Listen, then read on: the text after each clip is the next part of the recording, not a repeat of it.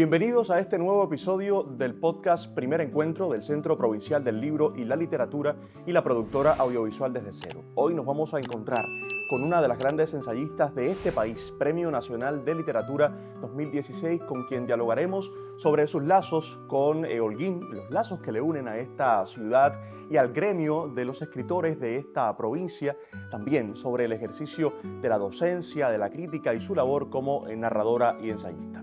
Acompáñanos.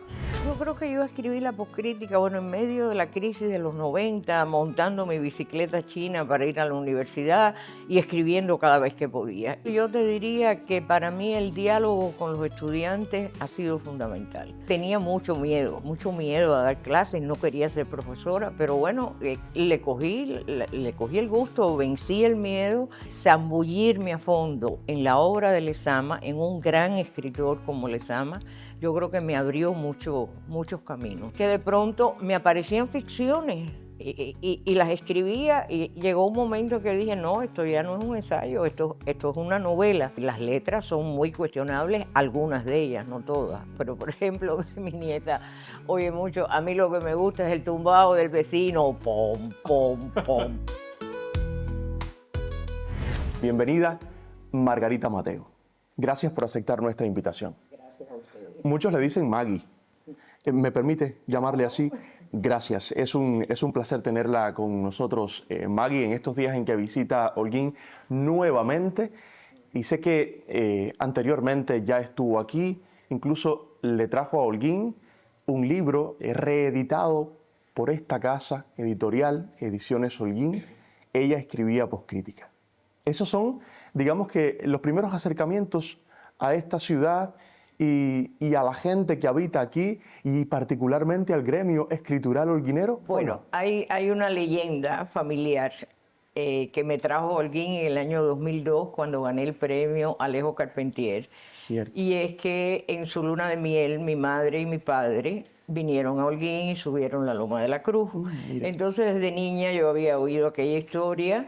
Y en el año 2002, cuando cogí el Carpentier con Paradiso, la aventura mítica, se hacía una gira y uno escogía 3 ciudades. Y bueno, yo escogí la ciudad de Holguín y tuve la gran suerte de venir. En aquella época uno podía traer un acompañante, la traje a ella. A su madre. A mi madre, fue a la Loma de la Cruz, recordó su luna de miel y su romance con mi padre en la Loma de la Cruz y nada, por eso esta ciudad, digamos, desde las leyendas que uno tiene en la familia desde niño, ha estado muy presente, ¿no? Y sé que también tiene amistades, amigos en Holguín. También había venido Holguín antes de ese premio había venido Holguín porque estuve vinculada a la Nueva Trova, estaba Ramiro aquí, uno de los trovadores, y entonces también había estado en Holguín, pero esa vez fue muy especial porque pude venir con mi madre. Ella escribía poscrítica, fue reeditado por Ediciones Holguín en el año 2019 por los propios procesos que implica, digamos que imprimir el libro y ponerlo en las manos de los lectores. Pasa cierto tiempo desde que la editorial toma el libro. Por tanto, infiero que sucedió todo ese proceso, o buena parte de ese proceso, en medio de la pandemia de COVID-19. Sí, para mí fue una sorpresa extraordinaria y realmente una gran alegría que de pronto el libro saliera, porque Lourdes me había dicho que sí, que se iba a reeditar la poscrítica. La poscrítica, salió en el 95, ahora se cumplen 30 años. Había tenido una nueva edición en el 2010, pero ya no había pasado más nada y Lourdes me había hablado de la posibilidad de que saliera, pero vino la pandemia. Yo dije, esto no va a ser posible, no había papel, no. Y de pronto estaba el libro, fue como un milagro. Vaya, para mí fue realmente como un milagro. Y fue una gran alegría venir a la feria y presentar el libro después de tanto tiempo. ¿Qué sensaciones experimenta el autor, Maggie, cuando se reedita un título? No solo la experiencia de conectar con nuevos públicos, con nuevos lectores, sino el hecho también de reencontrarse con los primeros lectores del libro. ¿Cuáles son las sensaciones que experimenta el autor? Bueno, la primera edición, claro, es muy importante. Es la primera vez que uno ve el libro impreso. Pero, por ejemplo, en el caso de este libro que había desaparecido, no estaba en las editoriales, en las librerías, los alumnos me lo pedían, me hablaban del libro y yo, bueno, no es posible. O sea, de pronto verlo de nuevo es realmente impresionante. Impresionante, yo te diría que casi tanto como una primera edición. Vamos a hablar justamente de ella escribía Postcrítica, Premio Nacional de la Crítica Literaria en 1996. Para muchos un libro esencial, un libro de ensayos esencial en la última década del siglo XX, que pertenece, debemos decir, a la colección Áticos de Ediciones Holguín. Es justo en esa colección donde pueden encontrar los seguidores de este podcast este libro. Por sí, lo buscan en las librerías y si quieren buscarlo también aquí en esta casa editorial. Ya decía, publicado por primera vez en el año 1995 y reeditado en 2019 por esta casa editora holguinera. Un texto en el que usted reflexiona sobre diversos temas, pero me interesa sobre todo hacer énfasis en los novísimos narradores cubanos, desde luego de entonces, y también en fenómenos que siguen siendo permanentes, vigentes, como el tatuaje o como el graffiti, todavía sin resolver esa dicotomía, esa contradicción entre si arte, si vandalismo. ¿Por qué el interés por esos temas, Margarita? Bueno, yo creo que yo escribí la postcrítica, bueno, en medio de la crisis de los 90, montando mi bicicleta china para ir a la universidad y escribiendo cada vez que podía. Y yo creo que eso le dio mucha soltura al libro, porque empezó siendo un libro de ensayo un poco más académico, más serio, que abordaba justamente el tema de los novísimos narradores de entonces. Había un profesor en la universidad muy querido que falleció en el año 98, Salvador Redoné, que fue como la luz para esos muchachos jóvenes, porque no se publicaba, pero él iba a los talleres literarios, discutía, hacía críticas de libros que no habían salido, que estaban inéditos por las circunstancias editoriales, ¿no? Entonces mi idea esencial era trabajar los novísimos dentro de ese gran dilema que había entonces y esa polémica del posmodernismo, ¿no? Pero como el libro se fue armando así un poco a lo loco, como se vivió en aquel momento, empezaron a aparecer partes de ficción que yo dije, bueno, pues las incorporo. Y entonces me interesó el tatuaje y hice como una semi-investigación sobre el tatuaje que fue un poco escandalosa en la época porque ya ahora todo el mundo tiene tatuaje. En aquel entonces había muchos prejuicios en relación con el tatuaje. Lo mismo pasó con el grafiti. La Habana estaba llena de grafiti y yo veía aquellos grafitis. Recuerdo que había uno, Lina, Carlos aún te espera, y eso se repetía, era un mensaje de amor así por toda la ciudad, ¿no? Y entonces también escribí sobre el grafiti.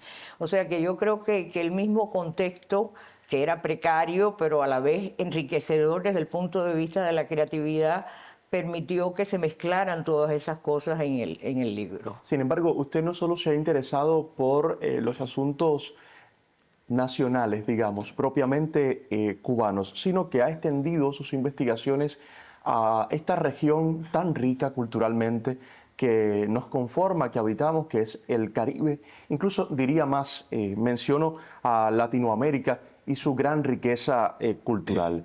¿Cuáles son los temas que más le interesan a Margarita Mateo de este conjunto cultural que es Latinoamérica y el Caribe? Sí, bueno, yo me gradúo de lengua y literaturas hispánicas, pero con la especialidad hispanoamericana. Y ya desde muy joven empecé a dialogar muy directamente con esa literatura. Desde el principio, desde los libros prehispánicos, el Popol Vuh, etcétera, hasta el siglo XX. Y dentro de eso siempre tuve una inclinación especial hacia el Caribe. O sea, hacia la zona del Caribe, no solo el Caribe hispano, sino también el Caribe de habla inglesa, el Caribe de habla francesa. Y efectivamente, en algún momento pude lograr dentro de la universidad que se diera la asignatura de Caribe integrado, no solo Cuba, República Dominicana y Puerto Rico. Claro, sino, que son las islas que hablan el español. Exacto, pero se logró que se diera el Caribe como una asignatura, como conjunto, porque es que en realidad es una literatura, aunque sean diferentes lenguas, porque es un mismo contexto histórico, una misma historia de colonialismo. Y entonces, bueno, me concentré mucho, me he concentrado mucho sobre todo en el Caribe.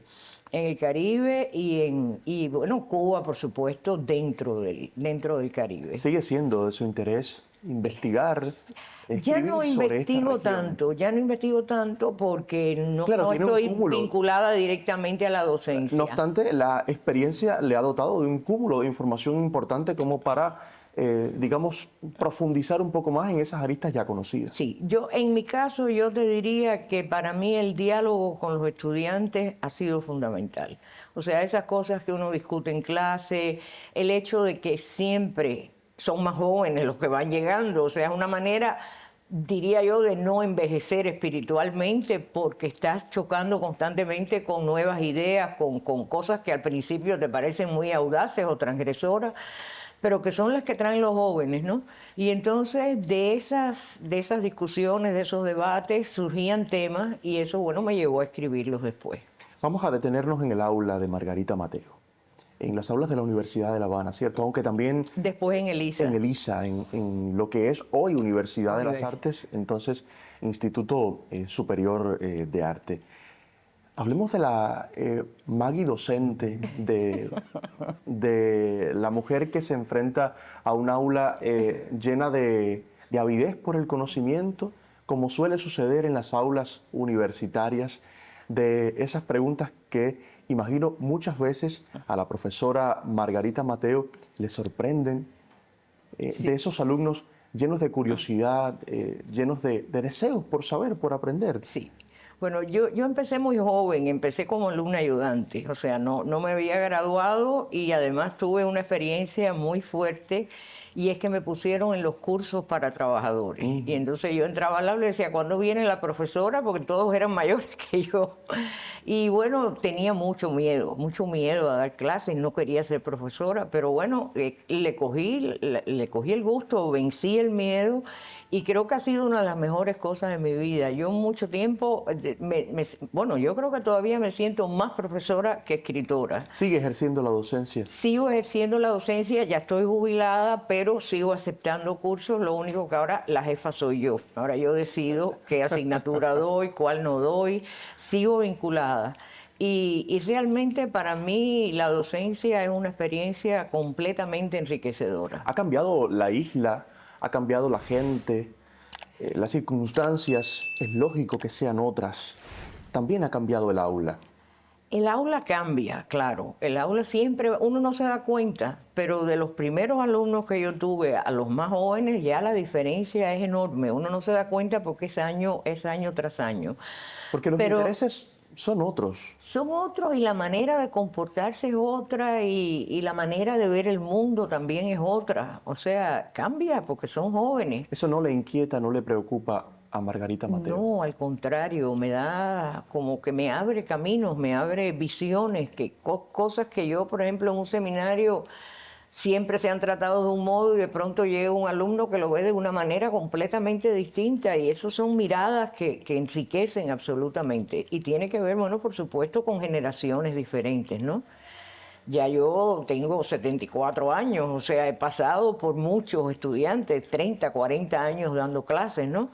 Y entonces eso realmente, y siempre, porque se dice, no, que los muchachos de ahora que no leen, en fin, siempre hay alumnos interesantes, siempre hay alumnos con talento, siempre hay alumnos arriesgados que dicen lo que piensan, aunque no sea lo más correcto, y eso indiscutiblemente es algo que enriquece, esa diversidad enriquece muchísimo. Entre esas diversas entidades que al principio mencionaba, al principio de esta conversación mencionaba, claro, la docencia, la labor escritural propiamente como narradora, como ensayista, pero también decía, Margarita Mateo ha ejercido la crítica. Yo quisiera detenerme también en este particular, porque creo que carecemos en estos tiempos de una crítica con bases firmes, con solidez en nuestro país. ¿Qué opina usted al respecto? Bueno, yo de alguna manera la crítica en el caso mío estuvo vinculada a esa necesidad de promover a esos novísimos entonces narradores Claro.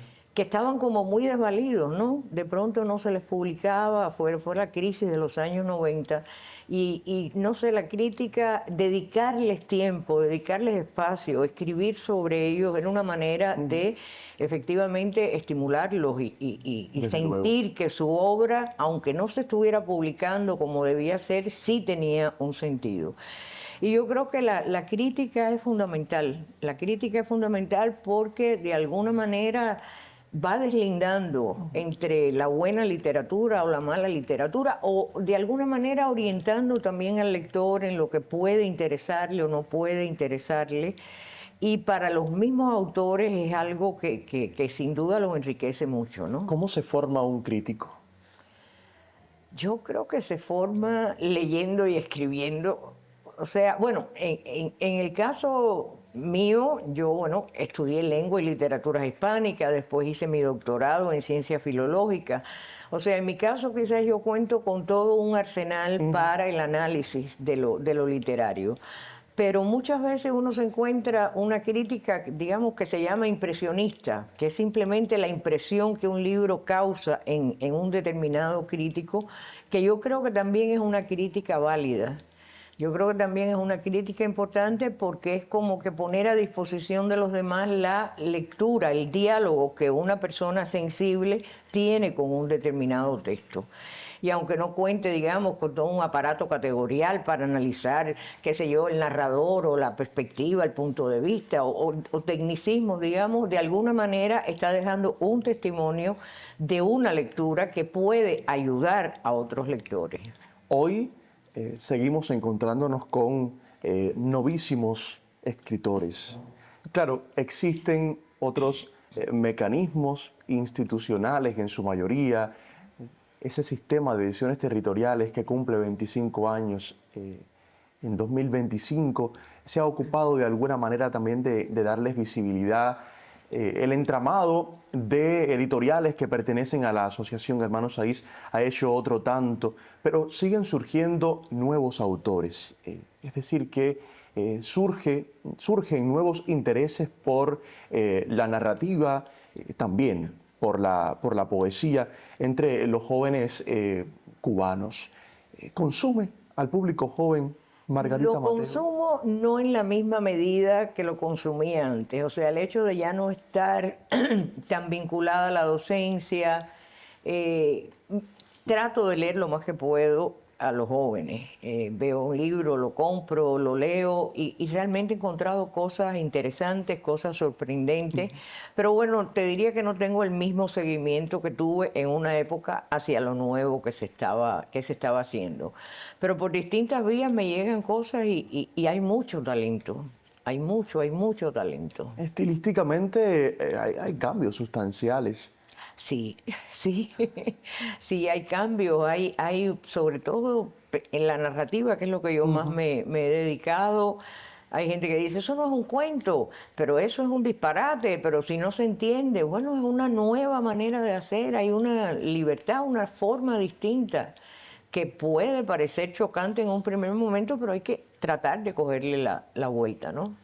Ahorita hablábamos de Ramiro Gutiérrez, holguinero, uno de los principales impulsores del movimiento de la Nueva Trova. Yo diría que el impulsor del movimiento de la Nueva Trova en territorio holguinero, al que por supuesto luego se sumaron otros exponentes de la canción de autor. Hablamos de la música porque también Margarita Mateo se ha interesado por el estudio de la música, de esa sonoridad tan amplia que caracteriza a esta isla. Es una isla muy musical, esta que habitamos para suerte nuestra. Sin embargo, los consumos musicales también han cambiado. Me llaman la atención fenómenos musicales que se dan en estos tiempos. Y usted, que se ha formado en letras, que es además una defensora de nuestra lengua materna, como miembro numerario de la Academia Cubana de la Lengua, de lo cual vamos a hablar también más adelante, quisiera que nos detuviéramos, al menos por un instante, en esos fenómenos con los que estamos cotidianamente encontrándonos, y enfrentándonos musicalmente.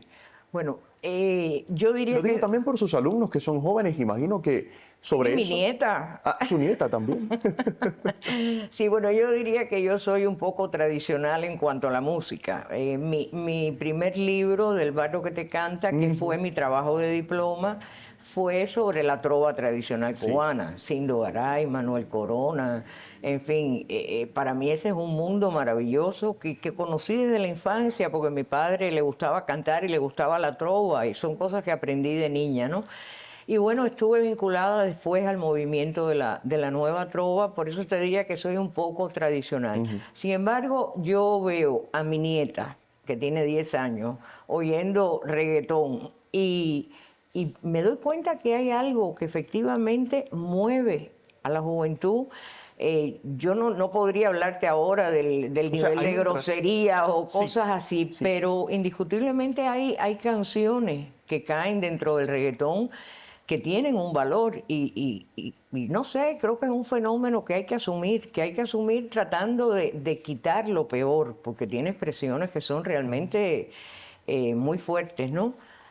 Pero creo que es algo que está ahí y gusta, y la gente lo oye y lo baila. Entonces, no se puede hacer una cosa así de rechazo total hacia eso, aunque las letras son muy cuestionables, algunas de ellas, no todas. Pero, por ejemplo, mi nieta oye mucho, a mí lo que me gusta es el tumbado del vecino, pom, pom, pom, pom.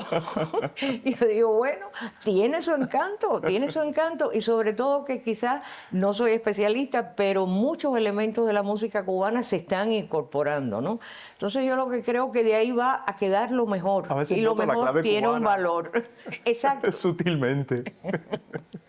Sí, es un fenómeno que ha sido pensado. Es decir, hay un estudio de fondo de quienes hacen esta música y quienes pertenecen a esta industria musical que tal vez tienen la clave, tal vez tienen la fórmula, la receta que a otros creadores musicales, a compositores, a intérpretes, a los promotores, les falta para conectar con el público, Con el público, sí. ¿verdad? Sí, y bueno, hay profesores, Luis Enrique, un profesor de lingüística de artes y letras que se ha dedicado a estudiar la música, las letras, o sea, las letras de las canciones, y realmente hay letras que son muy violentas, muy agresivas. Pero bueno, es lo que hay, ¿no? Y dentro de eso yo creo que lo mejor se impone, ¿no? Desde los medios de comunicación también hay parte de responsabilidad en ello. Sí, en hacer una selección, digamos, de las cosas con mayor calidad, ¿no? Sigue siendo, no obstante, Maggie Mateo, defensora del buen hablar, del buen decir. Por supuesto, por su formación, como nos ha dicho. Es miembro numerario de la Academia Cubana de la Lengua desde el 23 de junio del año 2006. Ocupa la silla V, V. la silla V, Sí, por su vitalidad, quizás. Gracias. Sí, la academia tiene esa especie de ritual, ¿no? Que es que cada vez que entra un miembro, bueno, tiene una letra. Le toca su letra, es su sillón, es vitalicio. Entonces, a mí me tocó la letra V, hay todo un ritual cuando uno entra de recepción del nuevo miembro de la academia. Y bueno, para mí fue una sorpresa de pronto entrar en la academia. Me dio la noticia mi profesora de lingüística y gramática en artes y letras, Ofelia García Cortiña, que yo respetaba mucho, y bueno, fue una sorpresa muy grande. Y yo creo que efectivamente la academia cumple un papel muy importante ¿Cuáles sobre... son las misiones de la Academia Bueno, Cubana de la Lengua, Maggie? yo creo que lo principal de la academia estaría en el trabajo que hacen los lingüistas. O sea, los lingüistas estudian el español de Cuba, hacen diccionarios, colaboran con la Real Academia Española en la incorporación de cubanismos a los distintos diccionarios. O sea, hay todo un trabajo que hacen los lingüistas que para mí es el más importante y que nosotros también apoyamos. Y también tiene digamos, facetas de promoción, de divulgación, de rescatar autores importantes, hacer mesas redondas sobre determinados escritores. O sea, hay una labor de promoción también que mantiene la academia. Pero yo creo que sobre todo el estudio del español en Cuba, la defensa del buen decir, es fundamental en el caso de la academia. En ese sentido, ¿cuáles han sido los aportes más recientes de la Academia Cubana de la Lengua en el estudio de esas formas particulares, peculiares de hablar el español en esta isla? Bueno, ellos están todo el tiempo trabajando, los lexicólogos, ¿no? Están todo el tiempo buscando, tratando de fundamentar, por ejemplo, formas de hablar cubanas, pero tienen que estar en algún libro. Entonces nos preguntan a los escritores si hemos visto en algún libro tal expresión para poder fundamentarla y que efectivamente se incorpore. Pero se han hecho muchas cosas, hay vínculos también con el Ministerio de Educación en general, para tratar de ayudar en la buena enseñanza de la lengua. También es narradora, novelista, Margarita Mateo. En los días de la Feria Internacional del Libro de Holguín me encontré muchas veces caminando las calles de esta ciudad. Suele suceder, pero mucho más en los días de la feria con Joaquín Osorio, un promotor cultural y promotor de la literatura por excelencia de esta ciudad nororiental. Y entre los libros que me recomendó está Desde los blancos manicomios, su novela que obtuvo el premio Carpentier, ¿verdad? Que me decía Joaquín, aborda esos claroscuros entre la esencia humana y la despersonalización. Vamos a hablar de este título, Desde los blancos manicomios, que no se ha reeditado, no se ha vuelto a publicar. No, no. Lourdes pensó y piensa que aparezca por aquí, por Ediciones Holguín. Por Holguín, pero no, fue en el 2008 creo que cogió el premio Carpentier y se publicó también, pero es la misma edición, bueno, como premio de la crítica, pero ya no se ha vuelto a publicar. Y bueno, yo te diría que yo soy esencialmente ensayista, pero en la poscrítica empezaron a aparecer fragmentos de ficción, empezaron a llegar fragmentos de ficción, y en el caso de la novela, en realidad comenzó siendo un ensayo, o sea, yo iba a trabajar la imagen de la isla en la poesía caribeña. Y bueno, Lezama, Virgilio, La Isla en Peso, Derek Walcott, o sea, distintos escritores, y empecé a escribir ese ensayo, pero me pasó un poco lo mismo que me había pasado con la poscrítica, que es que de pronto me aparecían ficciones y las escribía, y llegó un momento que dije, no, esto ya no es un ensayo, esto es una novela. Y yo creo que se siente un poco la parte, el dejo ensayístico que tuvo en un inicio. Pero ahí yo me solté como escritora de ficción, como narradora, y realmente me dio muchísimo placer. Me dio muchísimo placer y me dio mucha alegría poder soltar, por decir de alguna manera, toda una serie de cosas que de otro modo no hubieran salido, no hubieran salido de mí. Es decir, que le gustaría, obviamente, que se reeditara, que se, Por supuesto, se publicara la novela. Yo creo que para mí hay 3 libros. Del barro que te canta, que fue el primero, que no cogió premio de nada, pero que es el de la trova tradicional. Sí, para sí. mí es un libro muy querido. Sí. La poscrítica y la novela. Y O sea, yo creo que esos son, si yo tuviera que escoger de mis libros 3, escogería esos 3. Está triada. Sí, y ahí estaría la novela que bueno, que hace mucho que no está en librería y bueno, no, la gente me la pide y no tengo cómo darla, ¿no? Insisto en esto para que las editoriales se preocupen, se interesen por reeditarla, por ponerla nuevamente en las manos de los lectores. ¿Cómo cree que ha evolucionado el discurso? Es decir, la vida de Margarita Mateo a través de ese discurso de sus textos, de su obra como escritora, bien como ensayista, como me decía, esencialmente, pero también como narradora a lo largo de su vida. Sí, bueno, yo Ese discurso vital a través de su obra. yo comencé a publicar tarde. Yo escribía, pero escribía para mí. No pensaba ser escritora. O sea, la docencia, ser profesora era como mi deber ser, ¿no? Y bueno, publiqué Del barro que te canta, pero hubo una experiencia que a mí me marcó mucho y que posiblemente sea lo que me haya dado esa libertad de expresión cuando escribí. Ella escribía poscrítica, que fue el estudio de la obra de Lezama. O sea, yo hice mi doctorado sobre Paradiso. Sobre Paradiso, bueno, y una novela guyanesa, El Palacio del Pavo Real. Estudié esas dos novelas desde el punto de vista de lo mitológico. Y yo creo que ese encuentro con la obra de Lezama, con ese escritorazo que es pura creatividad, que es una cosa que te desborda, que va más allá, más allá, más allá. Ese encuentro con Lezama yo creo que fue encuentro a fondo, ¿no? De coger Paradiso y leerlo para adelante y para atrás y por aquí, por allá.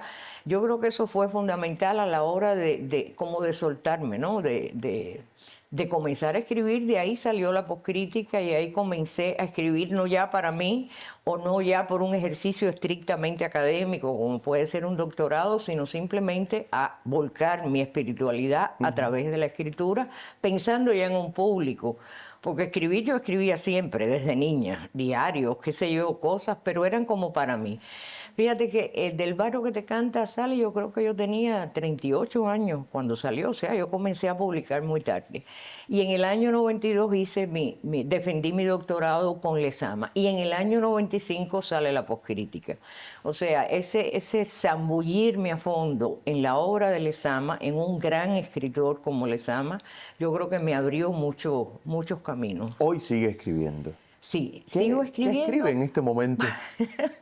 Bueno, escribo sobre todo ensayos. Sí. Escribo sobre todo pequeños ensayos, muchas veces por encargo, me piden que trabaje algún escritor porque se va a hacer un homenaje o lo que sea, y entonces sigo escribiendo pequeños ensayos.